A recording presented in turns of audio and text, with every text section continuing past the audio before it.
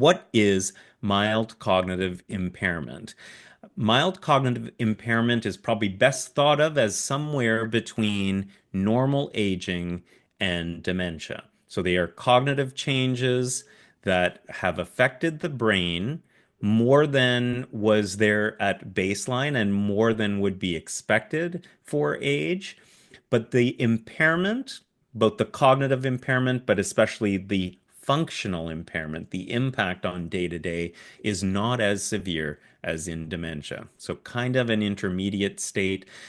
Classically, or at least most commonly, the types of changes that people experience relate to memory.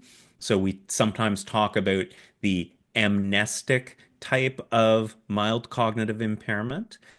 But there are also other types of changes that may occur that Richard will talk about. And this is sometimes referred to as non-amnestic if memory impairments are not present or not the most striking change. But there is usually a subjective sense, and often family, friends, or even an assessment from a physician or an occupational therapist may note that there's actually modest impairment or changes in memory or thinking skills. So that has changed. Sometimes it can be seen on objective testing. And again, it's not severe enough to actually disrupt day-to-day life. So quite a lot of variability. So Richard, I'll hand it over to you to talk a little bit about some of the changes that might be seen. Sure. So this is always a hot topic in terms of what are the natural changes associated with aging. I generally tell my patients, the brain is not different from other um, uh, organs or experiences that you have. You might not be able to run as fast or jump as high, and the brain might not function exactly as it once did. So there may be some subtle changes that occur with slower thinking speed. People may have challenges learning more complex tasks, and there may be some decline in memory, but things like vocabulary can increase over time as well as wisdom. So the age-related changes do not impact independence, though. With normal aging, people will cite them as mild. Oftentimes, people might not even notice that they're taking place, and certainly loved ones or friends or the people that are surrounding the person impacted don't generally complain about the mild changes associated with aging. You can see here a picture of the brain and the various lobes within the brain itself. Different cognitive processes are localized to different areas in the brain.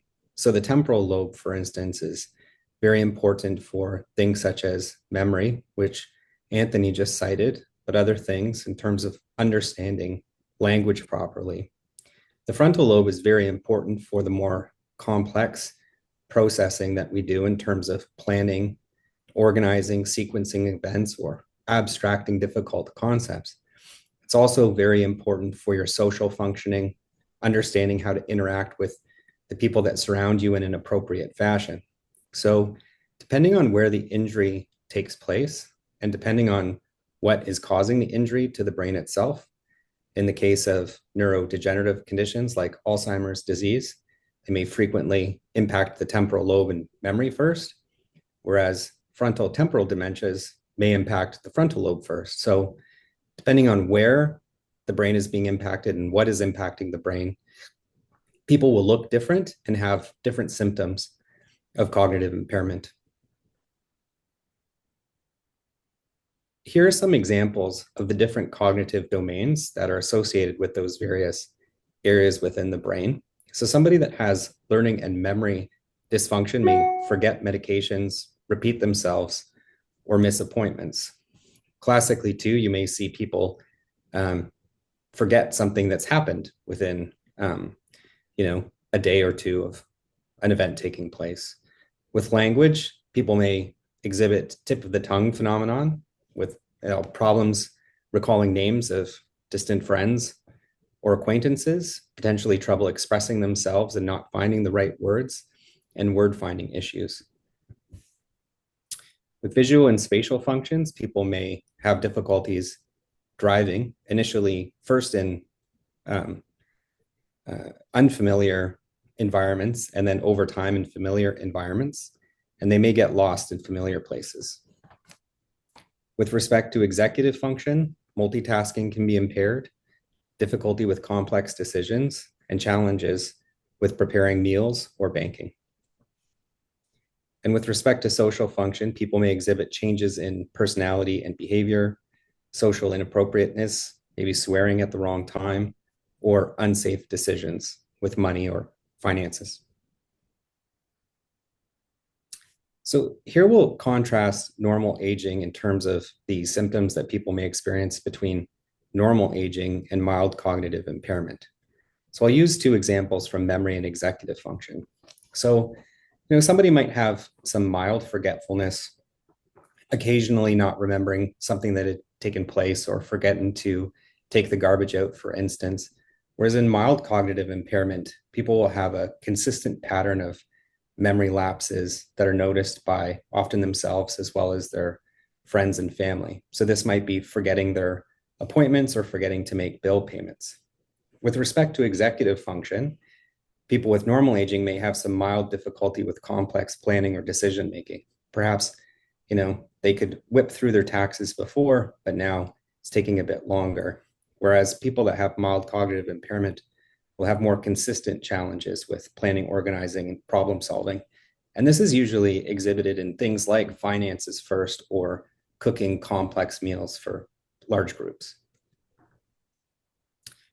If we go further on down the chain now, comparing mild cognitive impairment to dementia, you'll see that people that have dementia have significant memory loss that disrupts daily life and may include forgetting important events or people. So oftentimes at the more severe stage, people with dementia will forget things within minutes or hours, whereas that does not occur with mild cognitive impairment. And executive function, by the time you get to having a dementia, people really can't pay bills on time. They can't complete their taxes. They can't manage any kind of accounting, and oftentimes will forget their PINs or not be able to use things like bank machines. So when should you be concerned? Repeating questions or stories in a consistent fashion, getting lost in familiar places, having significant challenges, making plans or decisions, and needing help with daily tasks are all very important red flags that people should pay attention to and make sure that they get assessed. I think one of the things to keep in mind too is it really does depend on the individual in terms of their background and previous education or training. So, you mentioned some of the examples of, say, people doing a more complex function like doing their taxes. If you always kind of struggled with math and that task, that might not be an indicator. But if you once worked as an accountant or your area was finance and it's a noticeable change, others may not even notice the profound difficulty, and it may be hard to document on objective testing, but the person will also be aware of a substantial change. So often when we are doing the assessment of cognition, it's very important for us to go into the background and understand education, training, career, prior strengths and maybe prior weaknesses before the changes had been noticed. So when we talk about risk factors for mild cognitive impairment, it's quite similar to the same risk factors that we think about with respect to dementia. So we usually divide them up in terms of ones you can change and ones you can't really change. So the ones you can change, we refer to as modifiable risk factors. And again, these are quite similar in terms of the same types of modifiable risk factors that we see for dementias. Physical inactivity, blood vessel health, which we'll come back to, hearing and vision loss, and then cognitive and social inactivity. So these are all modifiable risk factors. And within blood vessel health, high blood pressure, high cholesterol, and diabetes emerge as probably the most important vascular risk factors for mild cognitive impairment. Non-modifiable risk factors, far and away the biggest risk factor for MCI is age, just like it is for the dementias and the degenerative dementias, as Rich mentioned. There is also a higher prevalence of women with MCI, not just because they tend to live to an older age. Family history can play a role, as can some genetics. So the same kinds of genetic risk factors for dementia. But most cases are not strongly determined by inheritance or genetics. So there's increasing interest in the modifiable risk factors. And because it seems like there's a lot of potential to reduce the risk of MCI or maybe even prevent it.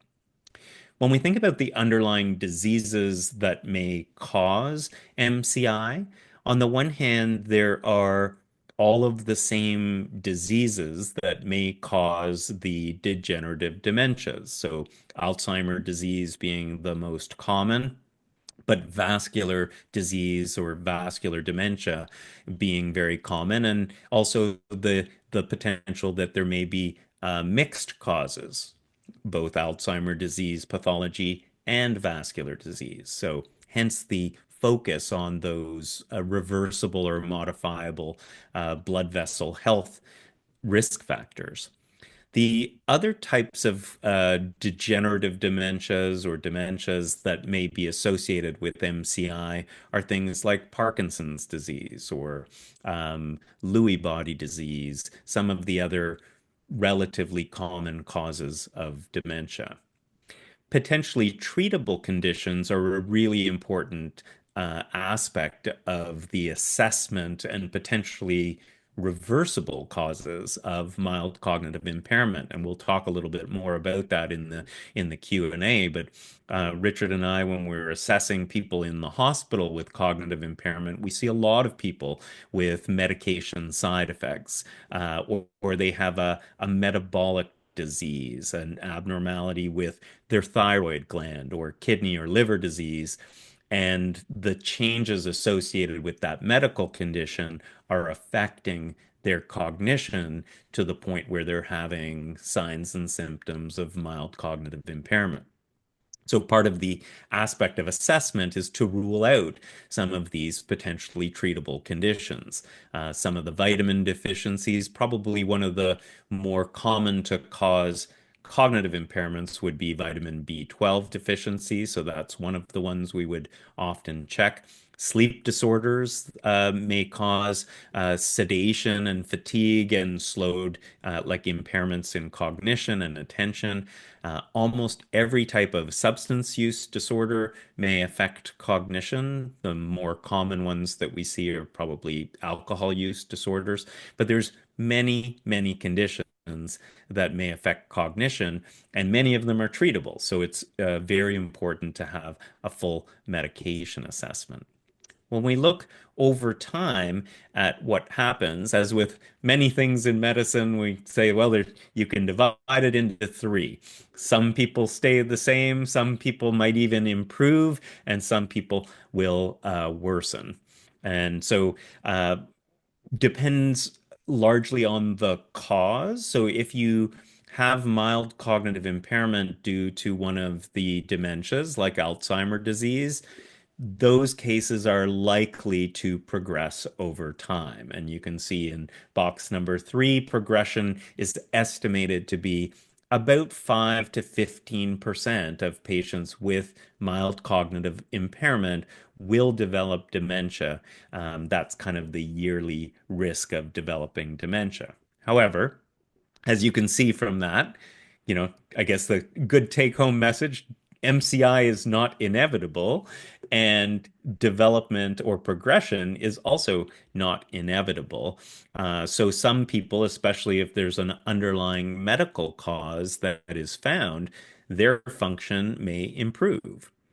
And then those, let's say you had a vascular cause, but then you looked after all of your blood vessel health and those risk factors, you may have a very stable course of MCI. So again, not everybody will progress, but a significant number will progress, especially if the underlying cause is one of the degenerative dementias like Alzheimer's disease. So, with respect to getting evaluated, the best place to start if you're experiencing any of the symptoms that we've outlined is contacting your primary care provider. Oftentimes, in your primary care provider's office, they could administer bedside pen and paper testing, where they can assess the various cognitive domains by giving a standardized test that gives a reasonable composite or global score on your general cognitive functioning.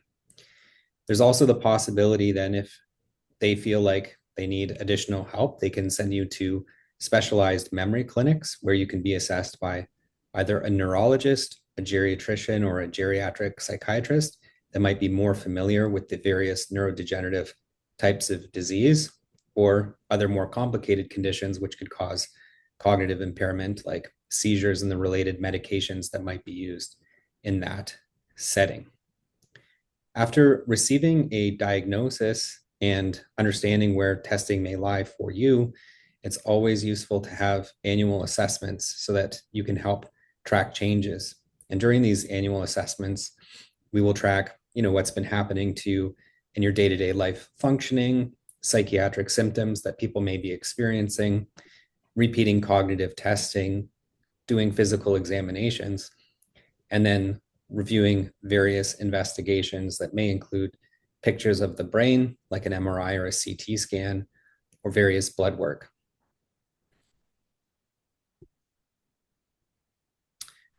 The question always is, are there treatments for MCI? So am I stuck with this? What can I do about it? And within the paradigm of the improvement staying the same or getting worse, obviously the desired outcome would be to improve things. So it always depends on the underlying cause of the MCI itself. So for example, if somebody's depressed or has B12 deficiency, we can treat their depression or replete the stores of vitamin D using medications. If the medication side effect is causing it, so for example, oftentimes people who take medications like Ativan or benzodiazepines may be sedated and it might be causing problems. So we can switch medications or reduce doses of medications that are causing harm. Alcohol can have acute impacts when it is in your system, but over time it can cause damage to your brain that can kind of stun the brain for months at a time or turn into permanent damage. So decreasing consumption or abstaining from alcohol is very important. With respect to toxic proteins, I'm sure we'll get into this later. There are no current treatment options for people that have MCI. There are some treatment options for people that have dementia at this time. So if people progress and get worse, there are more treatment options. And then with respect to blood vessel damage, Anthony mentioned how important it was to prevent cognitive impairment in the first place or developing MCI. But you want to make sure that you're treating your high blood pressure, cholesterol, and diabetes so that you're not incurring strokes or the blood vessels that are in your brain are healthy. And then maintaining good general brain health with diet, exercise, social activity, and blood vessel health. So, doing the things that are good for the rest of your body are generally good for your brain and can hopefully prevent any kind of further deterioration. So Rich and I co-developed the Promoting Brain Health and DementiaRisk.ca resources. Some of you may have seen the dementia risk reduction program or curriculum on the McMaster Optimal Aging portal.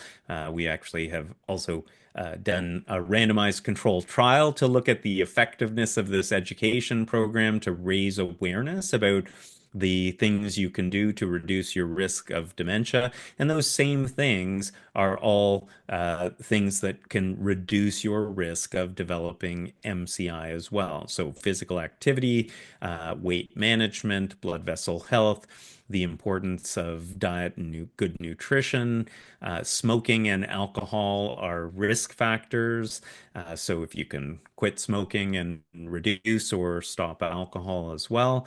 Cognitive and social activity looks like it's increasingly important. So those people with lower levels of cognition, social activity are at higher risk for cognitive impairments, and other conditions like hearing loss, vision loss, depression, even things like air pollution have also been associated with being risk factors for dementia. So there's quite a lot of things that one can do. The estimates are that you can actually reduce your risk of developing dementia by about 45%.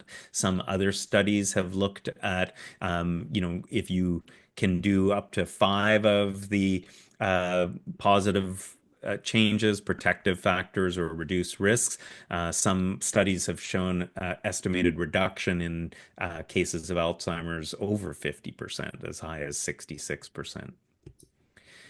The other strategies that are sometimes employed, and these might be used with an occupational therapist, there's some excellent programs. There's a program developed out of Baycrest that's called Learning the Ropes for MCI, and that is offered in person at locations around the country, I believe. I know we have some in Hamilton and there's some in the Toronto area.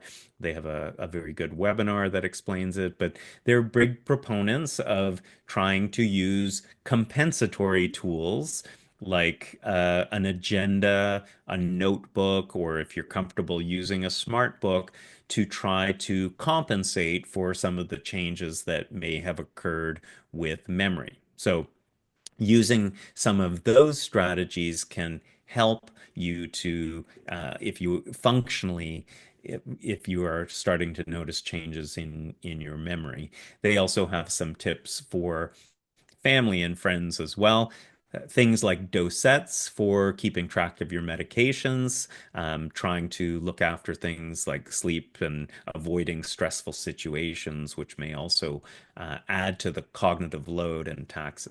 So things like trying not to do too much multitasking and avoiding stress may also be helpful. So again, key points just to move in the home stretch here. A significant amount of MCI might be delayed or even prevented. Doesn't seem to be it's like never too early or too late to start looking at some of those modifiable risk factors. The things you do to help reduce your risk of cognitive impairment are also things that can reduce your risk of heart disease, stroke, and cancer. So, what's good for the body is good for the brain, and vice versa. And the more things you can address, the better in terms of modifiable risk factors. Not some of the memory and cognitive changes with aging are normal. MCI is not inevitable. And even if you do have MCI, its progression is also not inevitable. So looking after those risk factors if you have a diagnosis and using some of those other practices like memory aids or agenda organizers, those things can help you to maintain good function. Stay curious, stay active with your health, stay socially engaged, and that can also help you to maintain function as long as possible. So let us now move to the many questions that came our way. So I want to thank everybody in advance for submitting questions. And Rich, let's start off with a couple of ones that kind of tie into the normal aging versus mild cognitive impairment. This question came in: some days my cognition's better than others. What causes this type of variability? I think all of us can relate to the things that can go wrong in our lives that really impact how we're feeling the next day. So For example, my 3-year-old at home has been having a sleep regression, and for the last 6 nights, not been sleeping quite as well. And by the sixth day, you can tell your brain's not functioning quite as well. Similarly, you might notice that you're a little bit more dull if you've had a flu or the cold, or perhaps you have a chronic medical condition and it's not been as well controlled. Let's say you have COPD and your breathing's been really heavy, or you've taken some medications, consumed too much alcohol. There are many factors that go into your day-to-day life and how you're feeling generally that contribute to your health, and all of those can impact your cognition as well. So it's always, people are concerned about anything that might happen. I always tell people it's the consistency of the symptom and the intensity of that symptom. And the more predictable it is in your life, and well, the more frequently it's there, or the larger the lapses, then the more you should pay attention to it. There was an interesting question that came in, and there's been quite a few people sending in live questions related to the impacts or effects of COVID and long COVID. And I think that's an interesting add-on to what you were just saying. This is like a very active area of interest and scientific research. And actually, I know McMaster's actually working on leading an effort to create new guidelines related to long COVID. But can you say a little bit about, you talked a little bit about some of these inflammatory conditions or different medical conditions. Are you seeing folks with, say, who might be suffering from the effects of COVID or long COVID in terms of cognition? Yeah, absolutely. I would probably take one step back from that, though, too, because people think that COVID is a unique entity with respect to a viral infection causing chronic illness. And, we've had chronic fatigue syndrome, which very frequently has been enacted or caused by, we think, viral infections as well. So it's not completely new. And I know some people are a bit skeptical of it, but it's definitely an entity. We definitely see a lot of it. And we don't know how the inflammation in the brain impacts things on a permanent basis, or how it impacts your endocrine function or cardiac function. But certainly there's an impact there that needs to be dealt with. And so Yeah, and the hard part about COVID, with the lack of robust clinical trials, is trying to find medications or workarounds that are off label to try and help people in the absence of very robust evidence. Yeah, it's we definitely see the effects in the acute hospital setting, and sometimes people with acute infection, whether with COVID or other viruses like RSV, will actually develop full-on delirium and have Mhm. other cognitive symptoms, and I think there can be a delay in recovery from that as well, which may look like a change if people, depending on the timing of their assessment. Yeah, and kind of like you're saying, if people have that global inflammation that changes the neurotransmitters or chemicals in their brain, or changes the stress axis with their adrenal glands and cortisol, it's really a bad situation for some people to be in, and people can have impacts for many months, and sometimes the impact it has is permanent, and we don't know exactly why. So there's some interesting questions coming in this other category, I guess, around understanding the progression of MCI and risk of dementia. You mentioned a little bit about, getting annual reassessment.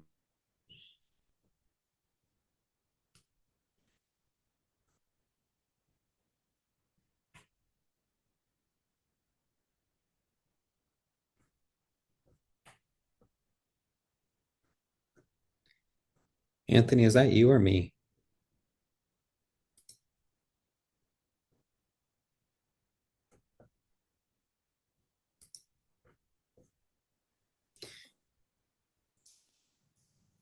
So I'll keep progressing here, and we'll wait for Anthony to try and get back on. I think he's going to be able to loop back on. His power just went out. So one of the questions that Anthony just brought out is the annual assessment, and what we can do um, to establish a likelihood of somebody progressing from MCI to dementia, which is what people are worried about. So oftentimes the test that we would rely on would be the Montreal Cognitive Assessment, and it's a pen and paper test. Usually the scores for mild cognitive impairment are between 18 or 24. On that test, there are various subtests that can drill down in terms of how likely it is that the temporal lobe, which is impacted in Alzheimer's, is impacted. And if your score is below a certain threshold, it increases the likelihood of you progressing. So, what we're really trying to find when you have MCI is um, the uh, the likelihood that an underlying neurodegenerative condition exists versus something that's more static. So, a good example of something that's more static is a stroke. Somebody had an incident where they had a stroke at one point in time. The damage was done to their brain, but there's no further damage that's expected to be incurred. So, that person might be quite stable for a period of time. Another example is a traumatic brain injury where somebody might have fallen off their bike, got a really bad concussion and hit their head, experienced some cognitive deterioration, but isn't necessarily expected to have chronic progression over a period of time. That differs from somebody that has a neurodegenerative condition where they have accumulation of these toxic or bad proteins in their brain that will cause problems with the nerve cells to communicate to one another and eventually shrink and die. So, there are a few other things that we know on testing. When we get an MRI or a CT scan of the brain, we can look for specific atrophy or shrinkage patterns that are associated with various diseases. So, the best example, again, is Alzheimer's disease, which is very related to episodic memory. And that's well localized to the temporal lobes and hippocampus. So, if we see that there's a lot of shrinkage in that particular area of the brain, and you're at the MCI category, then that increases the likelihood in our minds that you'll progress. There are other biomarkers that we can look at that in Canada we don't have as much access to. There's something called PET scanning, where we can look and actually tag the amyloid or tau molecules in the brain and see whether they're present. That increases somebody's likelihood. If there's low levels of metabolism as well in various areas of the brain, that also will increase their likelihood of progression. So we kind of look at everything in totality based on the cognitive scores, the physical examination, the imaging, and the absence really of all of the other reversible causes. Then we can kind of drill down and say you're more likely to progress versus less likely. And so that kind of ties into how you reassess your MCI over time. And it's generally a combination of those things. It's quite easy to tell if somebody's progressing if their memory is, their loved ones are discussing their care and they're talking about the symptoms they're experiencing. They can generally tell that the symptoms are getting worse in severity and frequency. So I gave the example of memory before. Somebody might have forgot an appointment every month or so, and then all of a sudden they start forgetting or missing appointments once a week, and then they're forgetting what's taken place within an hour of you telling them something or experiencing an event. So that's helpful to track. It's the symptoms over time. And then we'll also watch the scores on the cognitive testing diminish. So somebody might start out at a 24 out of 30 total on their MOCA. A few years later, they're down at 20 and then down at 18. And the symptoms and signs and cognitive testing generally follow one another. So it's a bit easier to see how those things are going.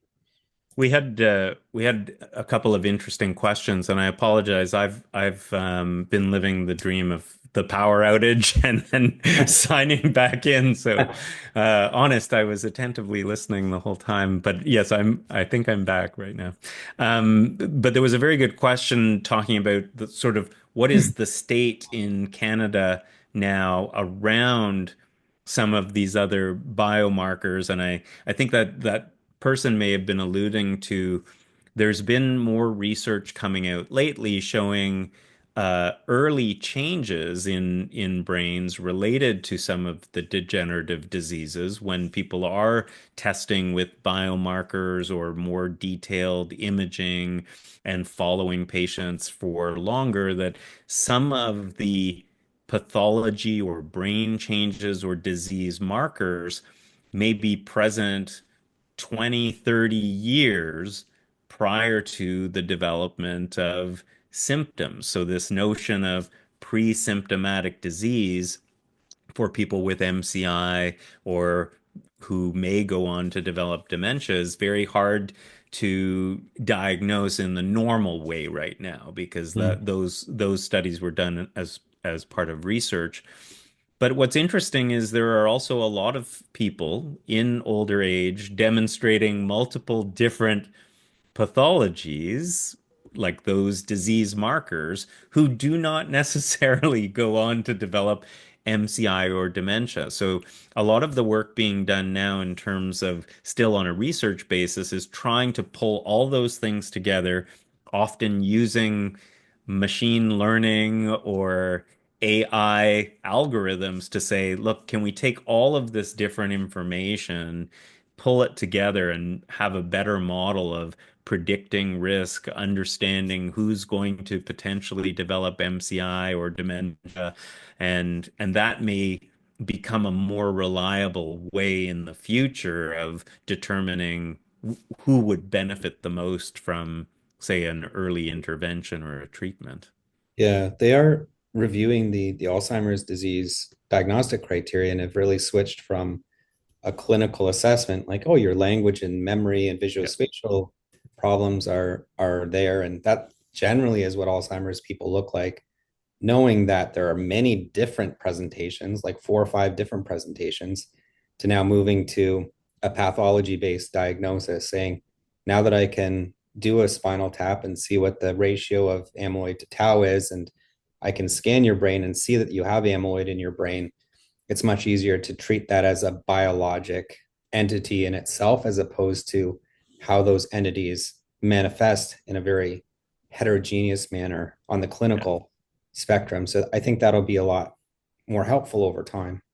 So yeah, so the you referred to earlier the toxic proteins, and most of those degenerative forms of dementia, say other than vascular dementia, so the diseases like Alzheimer disease, like Parkinson disease, like Lewy body, these are different forms of proteinopathies that, as you said, it might be important to create subtypes. It's no longer going to be just Alzheimer's disease. It'll be this is a a tau protein version or a tauopathy version of Alzheimer disease. So this or that specific intervention may be more targeted. I think there's improved testing now for alpha synuclein, which is the protein that is involved in Parkinson disease and its variants and Lewy body disease. And so quite a lot of advances being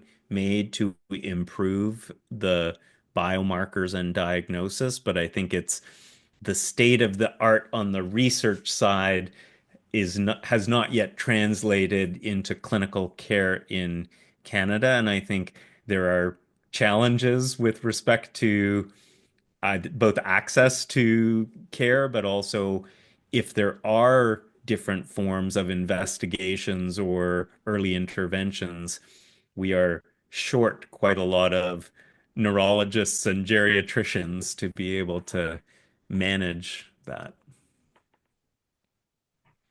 Um, we have a lot of really good questions from before as well as now, so let's keep going with some of those. Um, in terms of medications and medication side effects, can you maybe say a little bit about what are some of the specific medications that might be particularly worrisome? Yeah, so anything that can have an impact on your brain. So opioids, including things like morphine, oxycodone, hydromorphone, long-term fentanyl patches, those all have quite substantial impacts on the brain. Things like benzodiazepine. So I had mentioned Ativan or lorazepam before, Valium or diazepam, oxazepam. Any of the PAM medications, often used for anxiety or to help people sleep, are quite addictive and can have severe impacts. Anti-seizure medications, so levetiracetam, um, That's Keppra for you Capra. and me. Yes, yes, But exactly. yeah, it's for Yeah, sure like valproic acid or Epival, Dilantin. Tegretol. Yeah, Almost every carbamazepine. anti-epileptic medicine can affect cognition. Yeah. Antidepressants to a lesser degree, but when you're looking at tricyclic antidepressants in particular, because of the anticholinergic impacts that they can have. Yeah, Speak. let's just pause and explain anticholinergic because that um, this has come up on a couple of our webinars previously. So there's a the cholinergic system is there's a neurotransmitter and it's very important for memory. And many common over-the-counter medicines as well as prescription medicines actually have the effect of blocking acetylcholine. So we refer to those as anticholinergic. It's usually a side effect. Sometimes it is the target of a drug when you're trying to say improve bladder function. But for many medicines, including things like Gravol, Nitol, some of the older class of antidepressants like Elavil or amitriptyline, still used quite often for pain syndromes or fibromyalgia. That anticholinergic side effect, which is common to a lot of medicines, especially psychiatric medicines, can really impair cognition so that people can definitely look like they have mild cognitive impairment or even dementia. So lots of It is uh, interesting too when people are like, the other side effects are having dry eyes or dry mouth or not being able to urinate freely. And the amount of people that come in and will have substantial side effects after being on these medications for a long period of time. And then have it also impact the cognition with the cholinergic system in the brain is quite interesting. Other medications, so like gabapentin or pregabalin, are also quite commonly used for chronic pain related to nerve conditions, and they can cause confusion, sedation as well as problems with coordination. So oftentimes you want to get people off of the medications for the primary reason of cognition because that's how they present. But these medications are also associated with sometimes poor sleep, with falls, with daytime sleepiness. So there's a lot of other benefits that people get from getting off these medications. when Antipsychotics would be another kind of yeah. realm. Risperidone, quetiapine, loxapine. There's many others, but that's just to name a few more commonly used ones. There was a good question about can surgery, pneumonia, or illness cause memory loss, and will it recover? And we have talked previously, and we have an e-learning lesson about delirium or acute confusion that is often associated with a serious medical illness. And it's important to realize that while many cases of delirium are reversible. So if you identify and treat the pneumonia or the major illness or you recover from the surgery, for some people it can take quite a long time.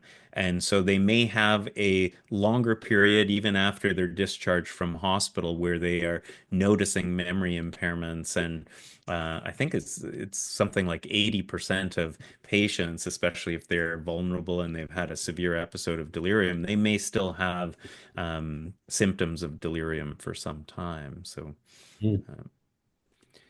we have a question about vitamin B12. How can you tell if you have a B12 deficiency and what's the best way to improve it? Should all seniors take a B12 supplement?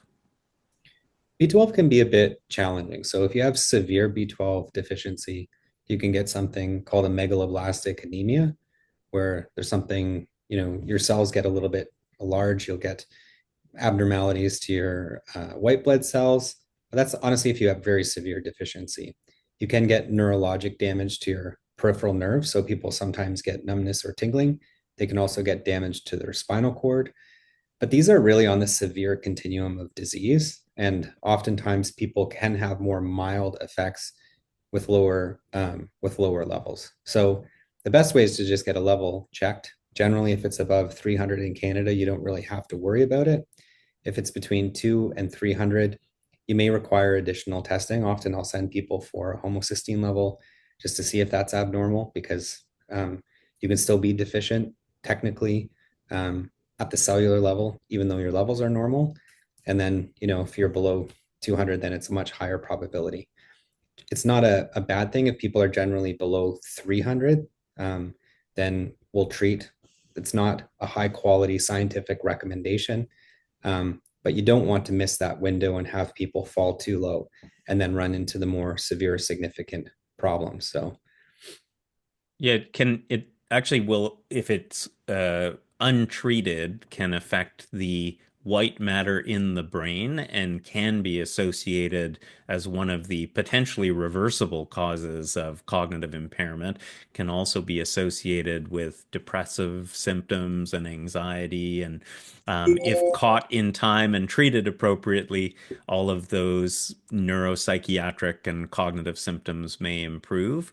But a lot of the original levels that were determined about what was a healthy level were actually based on people having more severe problems like anemia, and they weren't necessarily looking for more subtle cognitive or psychiatric symptoms. So good idea to get it checked and know one way or the other. The most common cause of B12 deficiency seems to be more age related. It's actually hard to extract the vitamin from food as we age. We don't produce acids the same way. So people who are on medications for stomach acid, like reflux, they are at slightly higher risk of developing B12 deficiency as well, or if you've had a surgery to your small intestine. So, the nice thing I think with B12 is that we used to figure you have to have injections, but now if you get a super physiologic dose and get a lot into your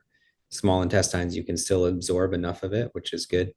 I yeah. do kind of want to caution people though, because we it's really important to get the reversible causes addressed and ruled out, which we can do quite quickly, but trying to temper people's expectations and that the large majority of people don't have any reversible causes. Maybe your B12 is a bit low. We'll treat your B12 level, but it doesn't often make a big difference to most people that are presenting. So it's important to rule out, but the majority of people are kind of stuck in a different paradigm with not easy to reverse conditions. Yeah. Probably the most common reversible things that I would see would be medication side effects. So, Yeah. really going over your medications with a pharmacist and with your physician to sort of say, hey, is there any of these that could be causing problems? Do I need them all? You know, what are the most likely ones? That would probably be the most common along with alcohol. What might be interesting these days is just like if you have access, typing all your medications into Chat GPT and say, hey, let me know if they've got some interactions and any cognitive side effects and flag them and take them to your pharmacist or doctor. Yeah. So I want to cover a few other key topics here. Um, what do you do with a friend or spouse who refuses to acknowledge cognitive decline? We had a few of those, like what to do with a spouse or a partner is in denial about MCI. Yeah. I mean, being loving and kind and just continuing to support them because there's not a lot you can do until they're very, very severe and have gone down the path of having dementia and are no longer capable. So, the first thing is just being kind and being consistent in your feedback, but not overwhelming people. And then trying to get them however you can to a professional that has a certain demeanor, that has a familiarity, that doesn't have to be severe or awkward in how they're dealing with the topic. I think a lot of practitioners aren't comfortable in dealing with this issue. And so, if you have comfort and you're confident in your diagnosis, you can be a little bit more, laid back and approachable. And so I think that's the important thing, is getting people to a trusted professional that can kind of guide them through that, not being too heavy-handed, because that will just push people away.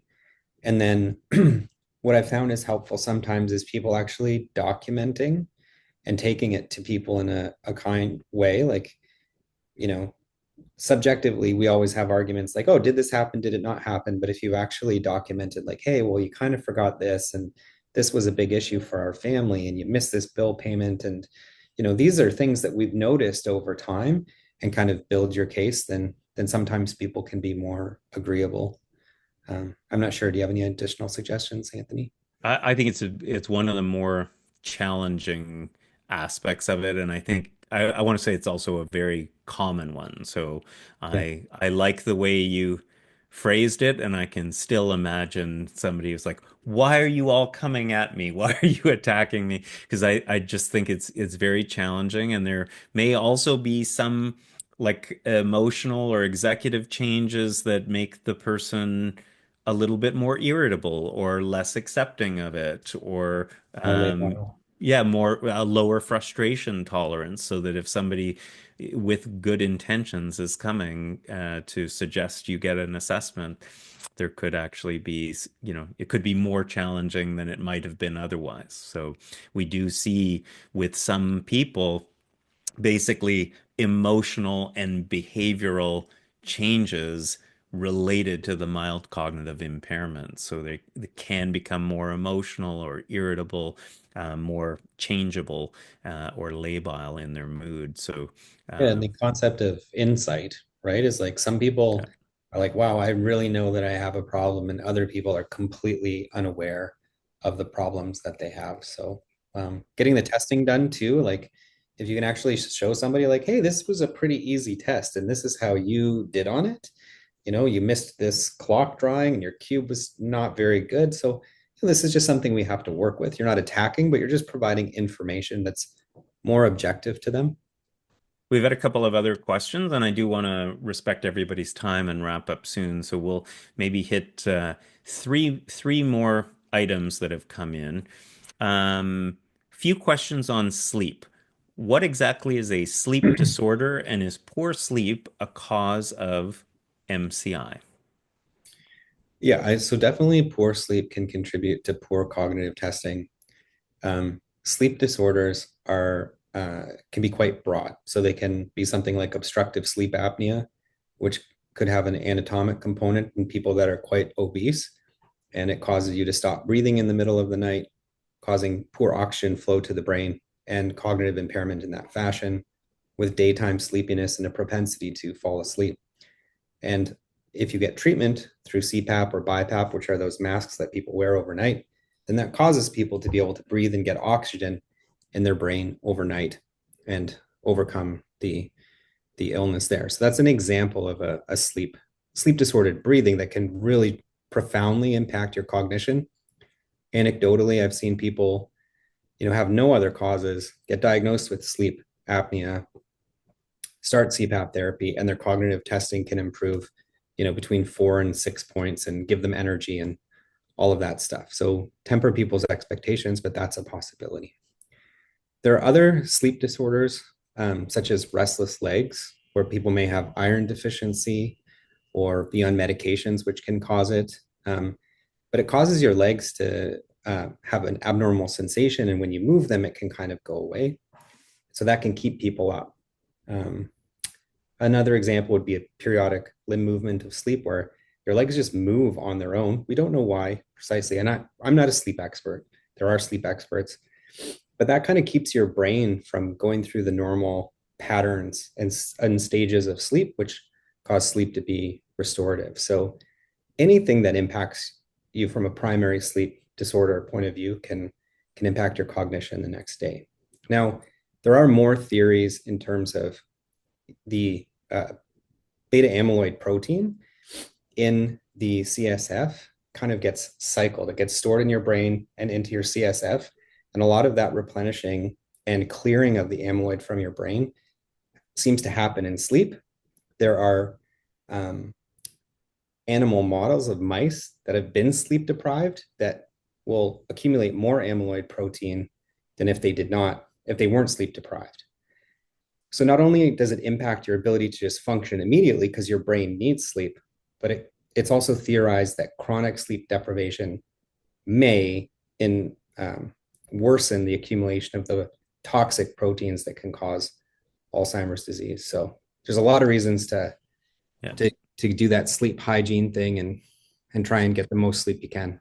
We did with Dr. Sophia Benjamin, we did a talk on sleep disorders and more focused on insomnia and treatments for insomnia. So we can also send out a link to that talk in the follow-up email. One other condition, there's a specific type of sleep disorder called REM sleep behavior disorder that is associated with Lewy body dementia in particular. So that's not necessarily causal in terms of the poor sleep impacting cognition, but there's definitely an association between sleep disorders and cognitive disorders as well.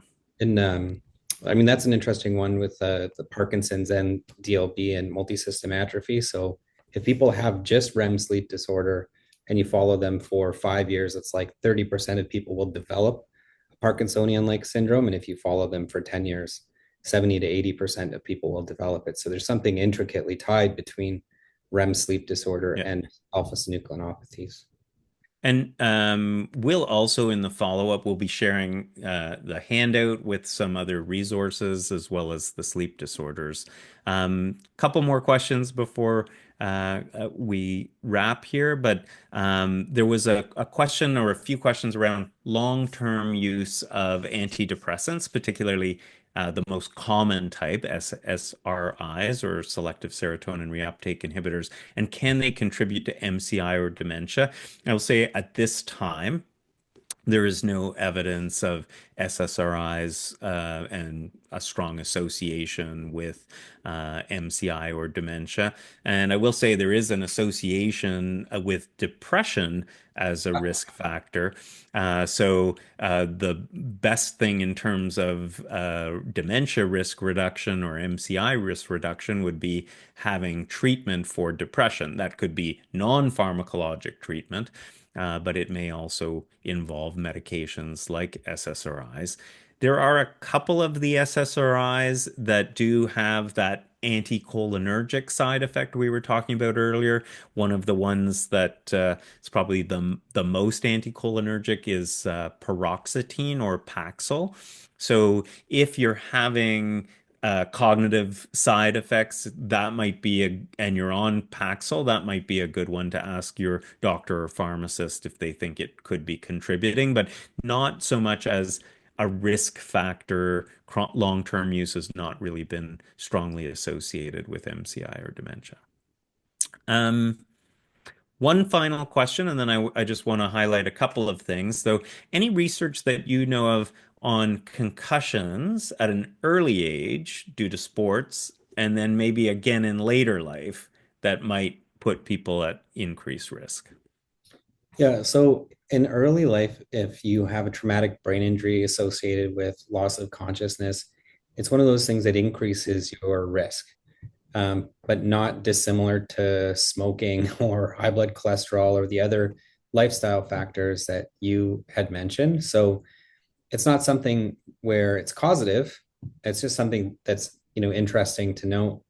Certainly in people that have recurrent traumatic brain injury, whether that's more overt or repetitive in the form of athletic endeavors. So people that were enforcers in hockey and had head trauma related to fighting, or linemen or linebackers in the NFL can be prone to something called chronic traumatic encephalopathy, which is its own pathological entity and has its own various symptoms. But that's a much more severe form compared with somebody saying, hey, I fell off my bike when I was 10 and I had a bit of a concussion. doesn't really mean that much, to be honest. It's really I think it'd be an active area. Most of the literature talking about cognitive impairment due to traumatic brain injury, and that traumatic brain injury is generally defined as having been severe enough to have led to a loss of consciousness. I think with understanding the impact on athletes' brains that's emerged over the last couple of decades and increased understanding to some degree about concussions, I think there'll be a little bit more research to maybe better understand longer term impacts of concussion. Now, there is some basic science research to suggest that a profound injury can set yourself up for Yeah. secondary development of a neurodegenerative condition. So, in autopsy reports of people that have been in, car accidents, they do see some secondary beta amyloid like Alzheimer's in people that are even younger. So, there is a possibility there, but nothing, again, that we can be certain of or quantify in terms I of. Yeah, I think the theory too, like conceptually, that you may have a bit of a vulnerability from childhood injury or concussions, and then it in some ways may lower your threshold for later injury in later life to increase your vulnerability. I think that model makes sense and also highlights again the importance of engaging in protective factors and risk reduction, because I think if you think about that balance between risk and protection, if you had head injury, concussion in your younger years, then do what you can to Mm, optimize the protective factors. the cognitive reserve. Exactly. Yeah. So I'll thank Richard again at the end, but just a note for those of you who are less familiar, though, the McMaster Optimal Aging Portal is a free resource.